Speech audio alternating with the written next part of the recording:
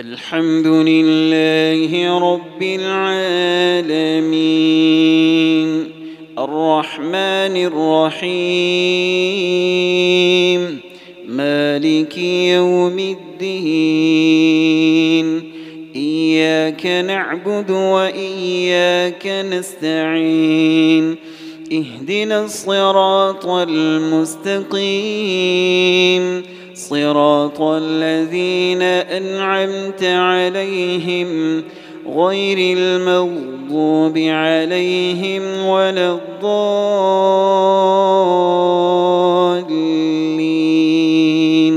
آمين.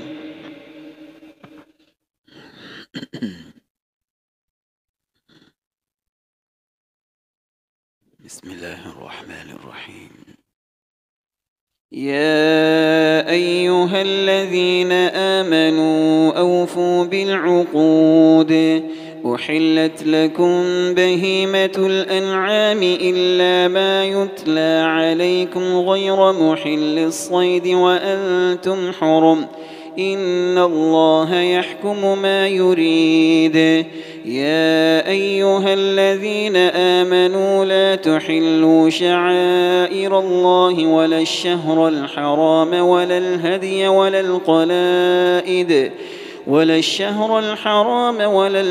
ولا القلائد ولا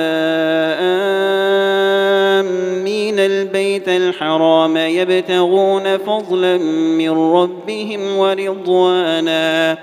وإذا حللتم فاصطادوا ولا يجرمنكم شنآن قوم أن صدوكم عن المسجد الحرام أن تعتدوا وتعاونوا على البر والتقوى ولا تعاونوا على الإثم والعدوان واتقوا الله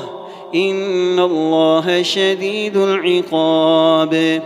حرمت عليكم الميتة والدم ولحم الخنزير وما أهل لغير الله به والمنخنقة والموقوذة والمتردية والنطيحة وما أكل السبع إلا ما ذكيتم وما ذبح على النصب وأن تستقسموا بالأزلام ذلكم فسق. اليوم يئس الذين كفروا من دينكم فلا تخشوهم واخشون اليوم أكملت لكم دينكم وأتممت عليكم نعمتي ورضيت لكم الإسلام دينا فمن اضطر في مخمصة غير متجانف لإثم فإن الله غفور رحيم. يسألونك ماذا أحل لهم قل أحل لكم الطيبات وما علمتم من الجوارح مكلبين تعلمونهن مما علمكم الله فكلوا مما أمسكن عليكم واذكروا اسم الله عليه واتقوا الله إن الله سريع الحساب. اليوم أحل لكم الطيبات وطعام الذين أوتوا الكتاب حل لكم وطعامكم حل لهم والمحصنات من المؤمنات والمحصنات من الذين أوتوا الكتاب من قبلكم إذا آتيتموهن أجورهن محصنين غير مسافحين ولا متخذي أخدان ومن يكفر بالإيمان فقد حبط عمله وهو في الآخرة من الخاسرين.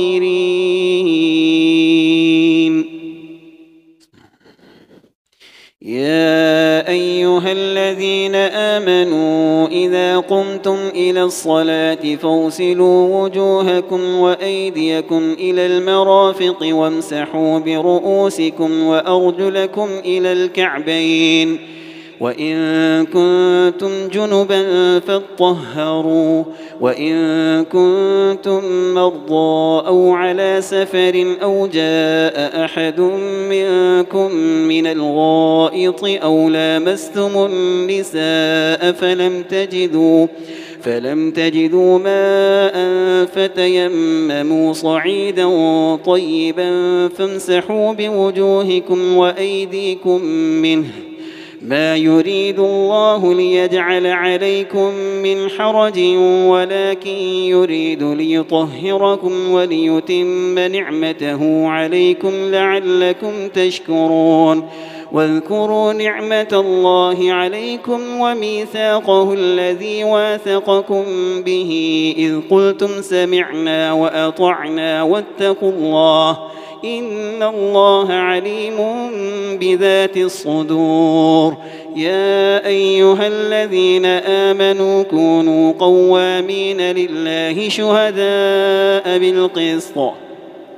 ولا يجرمنكم شنآن قوم على ألا تعدلوا اعدلوا هو أقرب للتقوى واتقوا الله إن الله خبير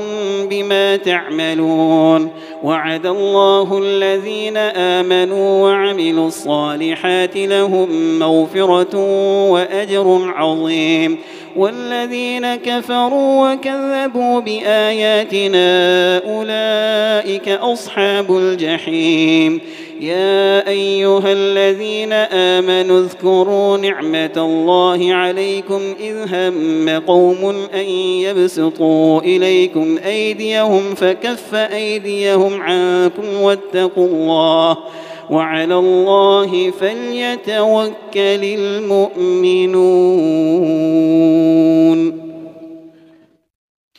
ولقد أخذ الله ميثاق بني إسرائيل وبعثنا منهم 12 نقيبا وقال الله إني معكم لئن أقمتم الصلاة وآتيتم الزكاة وآمنتم برسلي وعزرتموهم وأقرضتم الله قرضا حسنا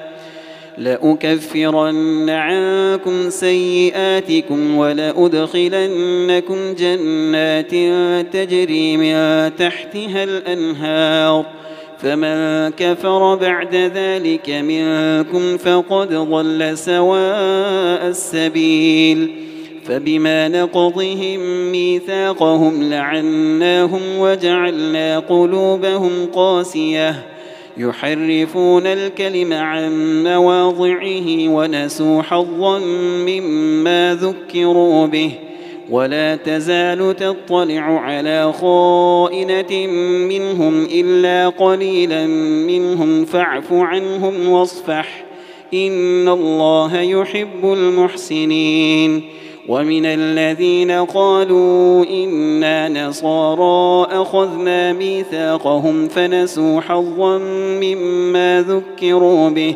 فأغرينا بينهم العداوة والبغضاء إلى يوم القيامة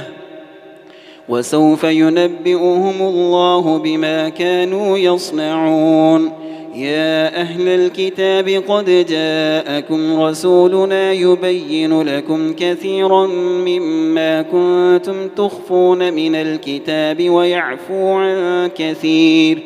قد جاءكم من الله نور وكتاب مبين يهدي به الله من اتبع رضوانه سبل السلام ويخرجهم من الظلمات إلى النور بإذنه ويهديهم إلى صراط مستقيم لقد كفر الذين قالوا إن الله هو المسيح ابن مريم قل فمن يملك من الله شيئا إن أراد أن يهلك المسيح ابن مريم وأمه ومن في الأرض جميعا ولله ملك السماوات والأرض وما بينهما يخلق ما يشاء والله على كل شيء قدير وقالت اليهود والنصارى نحن أبناء الله وأحباؤه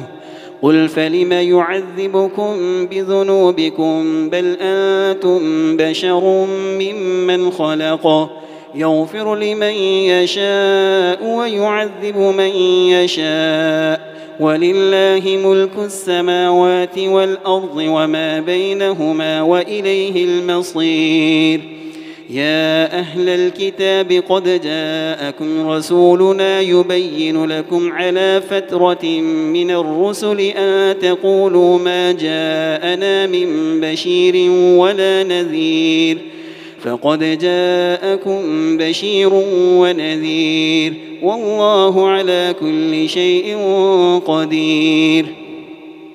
وإذ قال موسى لقومه يا قوم اذكروا نعمة الله عليكم إذ جعل فيكم أنبياء وجعلكم ملوكا وآتاكم ما لم يؤت أحدا من العالمين. يا قوم ادخلوا الأرض المقدسة التي كتب الله لكم ولا ترتدوا على أدباركم فتنقلبوا خاسرين. قالوا يا موسى إن فيها قوما جبارين وإنا لن ندخلها حتى يخرجوا منها فإن يخرجوا منها فإنا داخلون. قال رجلان من الذين يخافون أنعم الله عليهم ادخلوا عليهم الباب فإذا دخلتموه فإنكم غالبون وعلى الله فتوكلوا إن كنتم مؤمنين. قالوا يا موسى إنا لن ندخلها أبدا ما داموا فيها فاذهب أنت وربك فقاتلا إنا هاهنا قاعدون. قال رب إني لا أملك إلا نفسي وأخي فافرق بيننا وبين القوم الفاسقين. قال فإنها محرمة عليهم 40 سنة يتيهون في الأرض فلا تأس على القوم الفاسقين. واتل عليهم نبأ ابني آدم بالحق إذ قربا قربانا فتقبل من أحدهما ولم يتقبل من الآخر قال لأقتلنك قال إنما يتقبل الله من المتقين. لئن بسطت إلي يدك لتقتلني ما أنا بباسط يدي إليك لأقتلك إني أخاف الله رب العالمين. إني أريد أن تبوء بإثمي وإثمك فتكون من أصحاب النار وذلك جزاء الظالمين. فطوعت له نفسه قتل أخيه فقتله فأصبح من الخاسرين. فبعث الله غرابا يبحث في الأرض ليريه كيف يواري سوءة أخيه قال يا ويلتى أعجزت أن أكون مثل هذا الغراب فأواري سوءة أخي فأصبح من النادمين. من أجل ذلك كتبنا على بني إسرائيل أنه من قتل نفسا بغير نفس أو فساد في الأرض فكأنما قتل الناس جميعا ومن أحياها فكأنما أحيا الناس جميعا. ولقد جاءتهم رسلنا بالبينات ثم إن كثيرا منهم بعد ذلك في الأرض لمسرفون. إنما جزاء الذين يحاربون الله ورسوله ويسعون في الأرض فسادا أن يقتلوا أو يصلبوا أو تقطع أيديهم وأرجلهم من خلاف أو ينفوا من الأرض ذلك لهم خزي في الدنيا ولهم في الآخرة عذاب عظيم. إلا الذين تابوا من قبل أن تقدروا عليهم فاعلموا أن الله غفور رحيم. يا أيها الذين آمنوا اتقوا الله وابتغوا إليه الوسيلة وجاهدوا في سبيله لعلكم تفلحون إن الذين كفروا لو أن لهم ما في الأرض جميعا ومثله معه ليفتدوا به من عذاب يوم القيامة ما تقبل منهم ولهم عذاب أليم يريدون أن يخرجوا من النار وما هم بخارجين منها ولهم عذاب مقيم والسارق والسارقة فاقطعوا أيديهما جزاء بما كسبا نكالا من الله والله عزيز حكيم فمن تاب من بعد ظلمه وأصلح فإن الله يتوب عليه إن الله غفور رحيم ألم تعلم أن الله له ملك السماوات والأرض يعذب من يشاء ويغفر لمن يشاء والله على كل شيء قدير يا أيها الرسول لا يحزنك الذين يسارعون في الكفر من الذين قالوا آمنا بأفواههم ولم تؤمن قلوبهم ومن الذين هادوا سماعون للكذب سماعون لقوم آخرين لم يأتوك يحرفون الكلم من بعد مواضعه يقولون إن أوتيتم هذا فخذوه وإن لم تؤتوه فاحذروا ومن يرد الله فتنته فلن تملك له من الله شيئا أولئك الذين لم يرد الله أن يطهر قلوبهم لهم في الدنيا خزي ولهم في الآخرة عذاب عظيم سماعون للكذب أكالون للسحت فإن جاءوك فاحكم بينهم أو أعرض عنهم وإن تعرض عنهم فلن يضروك شيئا وإن حكمت فاحكم بينهم بالقسط إن الله يحب المقسطين وكيف يحكمونك وعندهم التوراة فيها حكم الله ثم يتولون من بعد ذلك وما أولئك بالمؤمنين إنا أنزلنا التوراة فيها هدى ونور يحكم بها النبيون الذين أسلموا للذين هادوا والربانيون والأحبار بما استحفظوا من كتاب الله وكانوا عليه شهداء فلا تخشوا الناس واخشوني ولا تشتروا بآياتي ثمنا قليلا ومن لم يحكم بما أنزل الله فأولئك هم الكافرون وكتبنا عليهم فيها أن النفس بالنفس والعين بالعين والأنف بالأنف والأذن بالأذن والسن بالسن والجروح قصاص فمن تصدق به فهو كفارة له ومن لم يحكم بما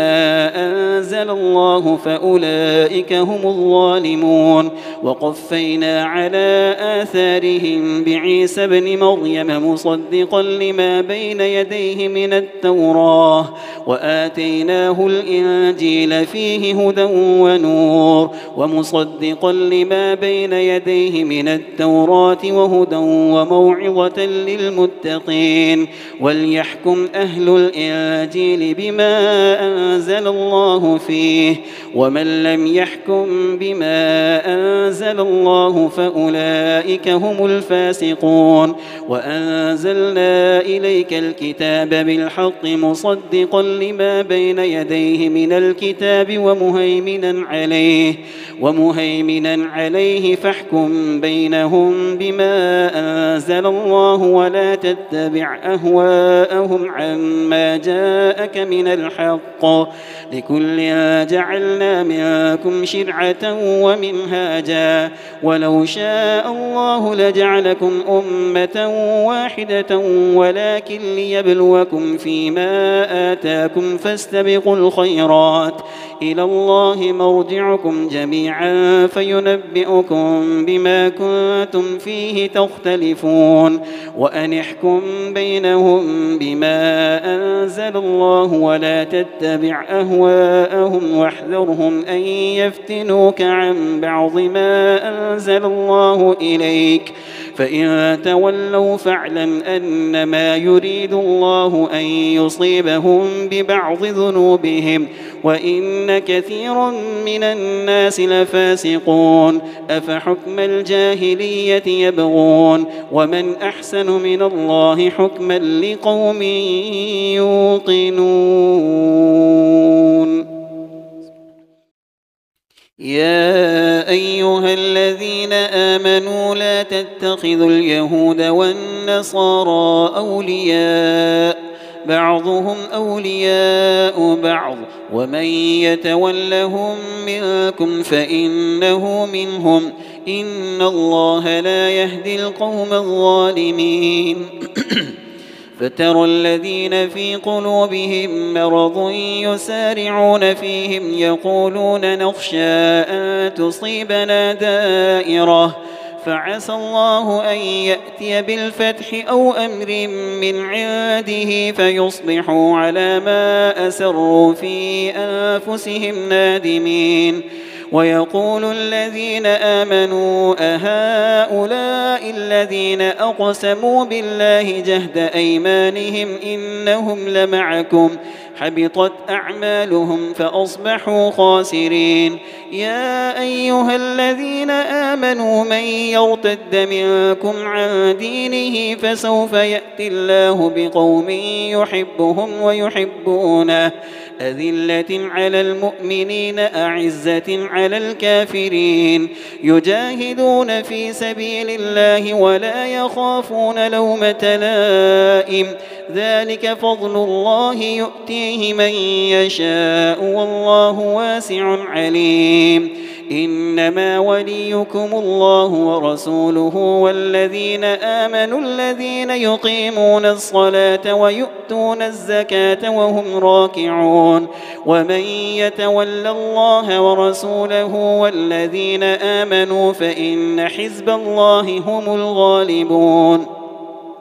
يا أيها الذين آمنوا لا تتخذوا الذين اتخذوا دينكم هزوا ولعبا من الذين أوتوا الكتاب من قبلكم والكفار أولياء واتقوا الله إن كنتم مؤمنين. وإذا ناديتم إلى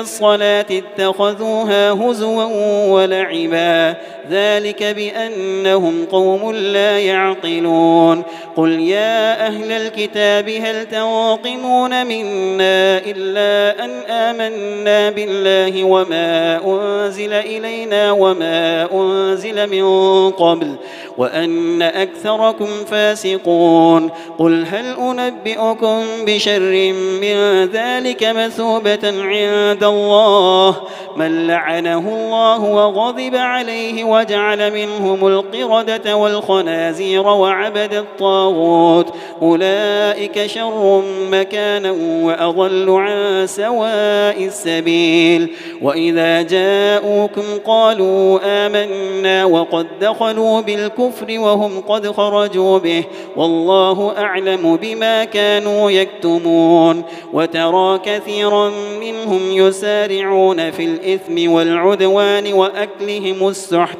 لبئس ما كانوا يعملون. لولا ينهاهم الربانيون والأحبار عن قولهم الإثم وأكلهم السحت لبئس ما كانوا يصنعون. وقالت اليهود يد الله مغلولة غلت أيديهم ولعنوا بما قالوا بل يداه مبسوطتان ينفق كيف يشاء وليزيدن كثيرا منهم ما أنزل إليك من ربك طغيانا وكفرا وألقينا بينهم العداوة والبغضاء إلى يوم القيامة كلما أوقدوا نارا للحرب أطفأها الله ويسعون في الأرض فسادا والله لا يحب المفسدين. ولو أن أهل الكتاب آمنوا واتقوا لكفرنا عنهم سيئاتهم ولأدخلناهم جنات النعيم. ولو أنهم أقاموا التوراة والإنجيل وما أنزل إليهم من ربهم لأكلوا من فوقهم ومن تحت أرجلهم منهم أمة مقتصدة وكثير منهم ساء ما يعملون. يا أيها الرسول بلغ ما أنزل إليك من ربك وإن لم تفعل فما بلغت رسالته والله يعصمك من الناس إن الله لا يهدي القوم الكافرين. قل يا أهل الكتاب لستم على شيء حتى تقيموا التوراة والإنجيل وما أنزل إليكم من ربكم وليزيدن كثيرا منهم ما أنزل إليك من ربك طغيانا وكفرا فلا تأس على القوم الكافرين. إن الذين آمنوا والذين هادوا والصابئون والنصارى من آمن بالله واليوم الآخر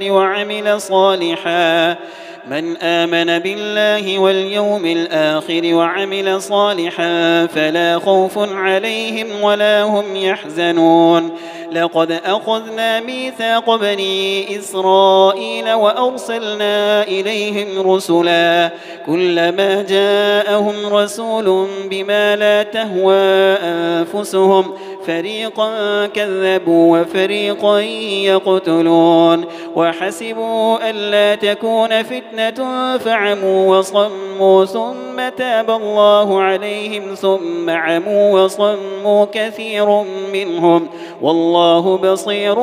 بما يعملون. لقد كفر الذين قالوا إن الله هو المسيح ابن مريم وقال المسيح يا بني إسرائيل اعبدوا الله ربي وربكم إنه من يشرك بالله فقد حرم الله عليه الجنة ومأواه النار وما للظالمين من أنصار. لقد كفر الذين قالوا إن الله ثالث ثلاثة وما من إله إلا إله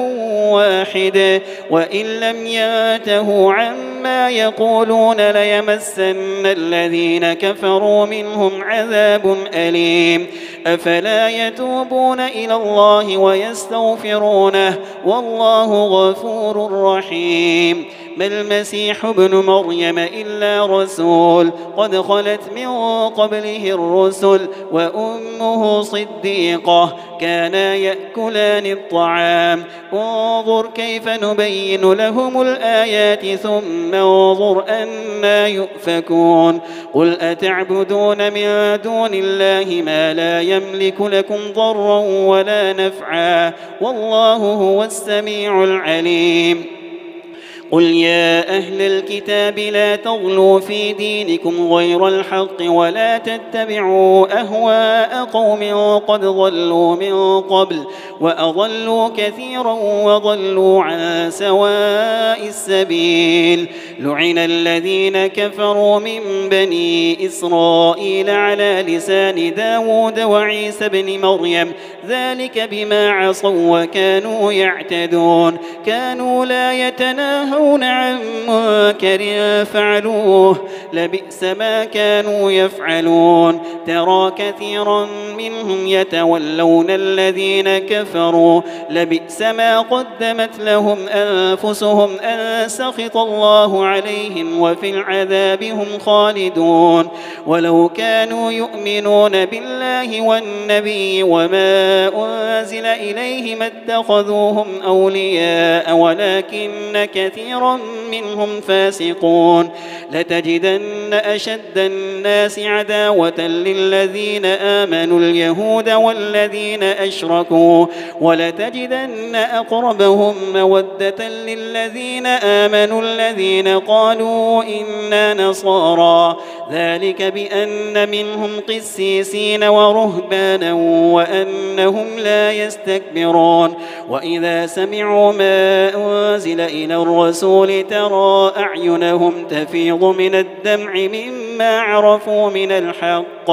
يقولون ربنا آمنا فاكتبنا مع الشاهدين وما لنا لا نؤمن بالله وما جاءنا من الحق ونطمع أن يدخلنا ربنا مع القوم الصالحين فأثابهم الله بما قالوا جنات تجري من تحتها الأنهار خالدين فيها وذلك جزاء المحسنين والذين كفروا وكذبوا بآياتنا أولئك أصحاب الجحيم يا أيها الذين آمنوا لا تحرموا طيبات ما أحل الله لكم ولا تعتدوا إن الله لا يحب المعتدين وكلوا مما رزقكم الله حلالا طيبا واتقوا الله الذي أنتم به مؤمنون لا يؤاخذكم الله باللغو في أيمانكم ولكن يؤاخذكم بما عقدتم الأيمان فكفارته إطعام 10 مساكين من أوسط ما تطعمون أهليكم أو كسوتهم أو تحرير رقبة فمن لم يجد فصيام 3 أيام ذلك كفارة أيمانكم إذا حلفتم واحفظوا أيمانكم كذلك يبين الله لكم آياته لعلكم تشكرون يا أيها الذين آمنوا إنما الخمر والميسر والأنصاب والأزلام رجس من عمل الشيطان فاجتنبوه لعلكم تفلحون إنما يريد الشيطان أن يوقع بينكم العداوة والبغضاء في الخمر والميسر ويصدكم عن ذكر الله وعن الصلاة فهل أنتم منتهون وأطيعوا الله وأطيعوا الرسول واحذروا فإن توليتم فاعلموا أنما على رسولنا البلاغ المبين ليس على الذين آمنوا وعملوا الصالحات جناح فيما طعموا إذا ما اتقوا وآمنوا وعملوا الصالحات ثم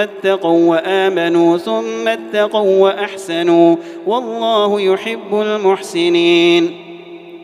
يا أيها الذين آمنوا ليبلونكم الله بشيء من الصيد تناله أيديكم ورماحكم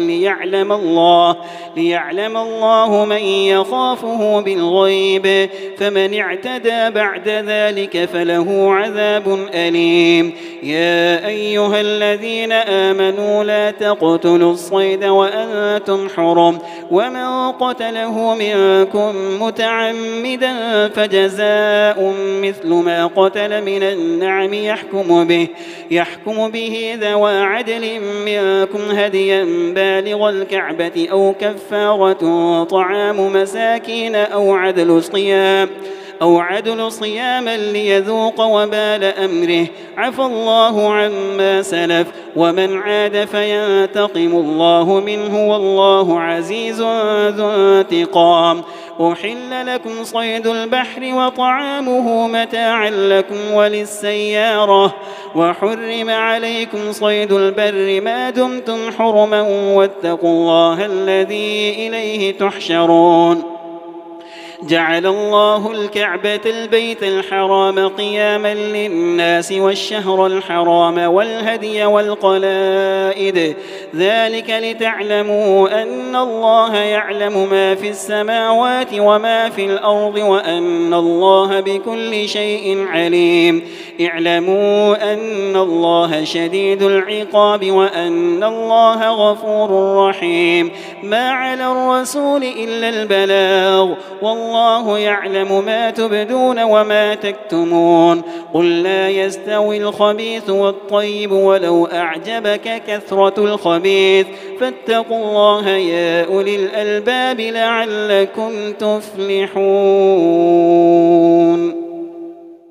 يا أيها الذين آمنوا لا تسألوا عن أشياء إن تبد لكم تسؤكم وإن تسألوا عنها حين ينزل القرآن تبد لكم عفى الله عنها والله غفور حليم. قد سألها قوم من قبلكم ثم أصبحوا بها كافرين. ما جعل الله من بحيرة ولا سائبة ولا وصيلة ولا حام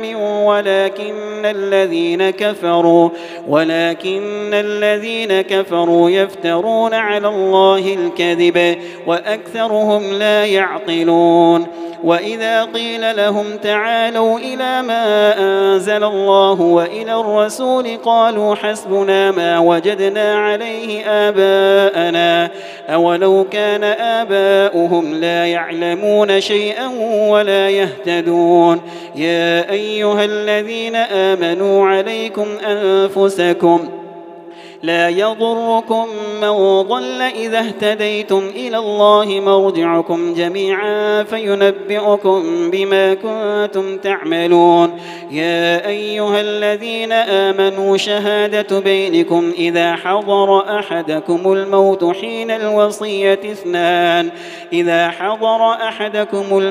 حين الوصية اثنان ذوى عدل منكم أو آخران من غيركم إن أنتم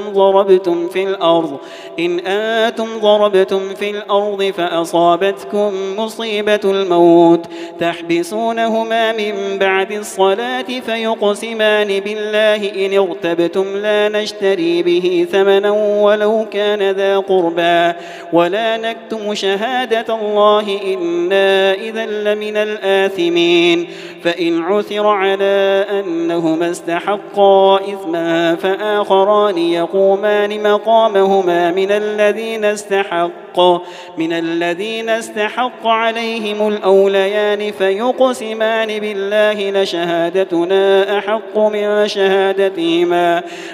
من شهادتهما وما اعتدينا إنا إذا لمن الظالمين. ذلك أدنى أن يأتوا بالشهادة على وجهها أو يخافوا أن ترد أيمان بعد أيمانهم واتقوا الله واسمعوا والله لا يهدي القوم الفاسقين. يوم يجمع الله الرسل فيقول ماذا أجبتم قالوا لا علم لنا إنك أنت علام الغيوب. إذ قال الله يا عيسى ابن مريم اذكر نعمتي عليك وعلى والدتك إذ أيدتك بروح القدس تكلم الناس في المهد وكهلا وإذ علمتك الكتاب والحكمة والتوراة والإنجيل إسرائيل وإذ تخلق من الطين كهيئة الطير بإذني فتنفخ فيها فتكون طيرا بإذني وتبرئ الأكمه والأبرص بإذني وإذ تخرج الموتى بإذني وإذ كففت بني إسرائيل عنك إذ جئتهم بالبينات فقال الذين كفروا منهم إن هذا إلا سحر مبين وإذ أوحيت إلى الحواريين أن آمنوا بي وبرسولي قالوا آمنا واشهد بأننا مسلمون إذ قال الحواريون يا عيسى ابن مريم هل يستطيع ربك أن ينزل علينا مائدة من السماء قال اتقوا الله إن كنتم مؤمنين قالوا نريد أن نأكل منها وتطمئن قلوبنا ونعلم أن قد صدقتنا ونكون عليها من الشاهدين قال عيسى ابن مريم اللهم ربنا أنزل علينا مائدة من السماء تكون لنا عيدا لأولنا وآخرنا وآية منك وارزقنا وأنت خير الرازقين قال الله إني منزلها عليكم فمن يكفر بعد منكم فإني أعذبه عذابا لا أعذبه أحدا من العالمين وإذ قال الله يا عيسى ابن مريم أأنت قلت للناس اتخذوني وأمي إلهين من دون الله قال سبحانك ما يكون لي أن أقول ما ليس لي بحق إن كنت قلته فقد علمته تعلم ما في نفسي ولا أعلم ما في نفسك إنك أنت علام الغيوب